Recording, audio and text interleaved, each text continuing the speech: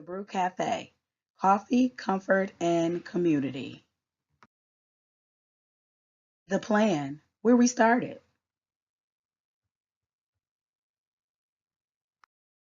The Brew Cafe is a casual and trendy coffee house. It's designed as a place to stop in to get the coffee on the go, or a place to sit and chill alone or with others. It's designed to provide specialty brews, ground to order, keeping the freshness and integrity of the bean for each cup of coffee served. The cafe also serves as a hub for the community that it surrounds.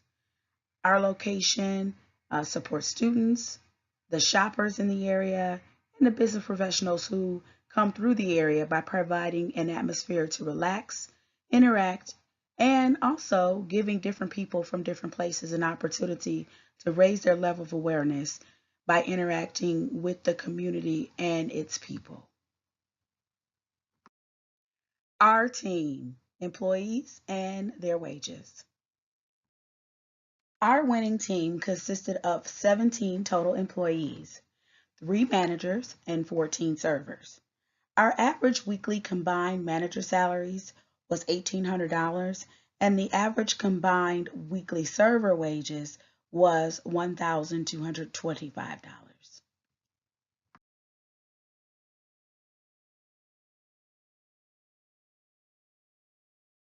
Important financial outcomes. Financially, at the end of the first 9 weeks of operation, we were breaking even. This is an awesome feat within 9 weeks of business.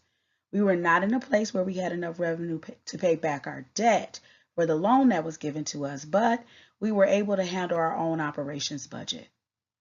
I greatly believe given another 9 weeks, we would have had a profit.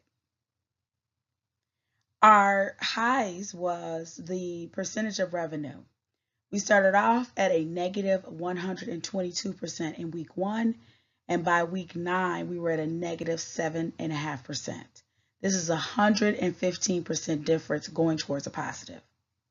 We broke even in assets and liabilities by week 9. Every business experiences great highs and great lows, but some of the great highs with the Brew Cafe is that we were able to maintain 95% of customer satisfaction throughout the entire 9 weeks. Our coffee inventory was perfect in the 9th week, and our employee turnover was pretty low. I learned a lot in how to run a business. Some of the good takeaways I have from the simulation is to pay attention to trends and respond accordingly. Keep a close eye on inventory. There were a couple of times when I didn't do that, and it did cause some dips in my revenue. And it says do not overreach. Use the information you have to make good decisions. There were also times where I may have projected more sales than was really possible, not taking the time to consider what the previous sales had been, but just liking the way the numbers looked when I projected more. Not to be afraid to offer more and do more. Taking risk will always get you gain in some way, whether it's in lessons learned or it's actually in some type of profitability. In this case, I was able to take risks with adding the baked goods, maintaining a certain level of advertising, making sure we had renter coverage for the insurance for any liabilities we may have incurred. So these things, although some were for profit and some were just for the safety net of the business. And then the greatest takeaway was taking what I learned from the prior week and using it to actually plan for the next week.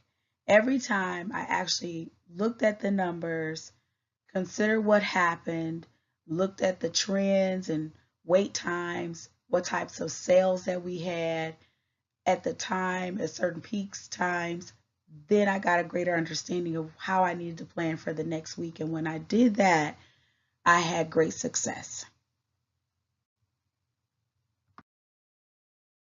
Winston Churchill says success is not final, failure is not fatal. It is the courage to continue that counts.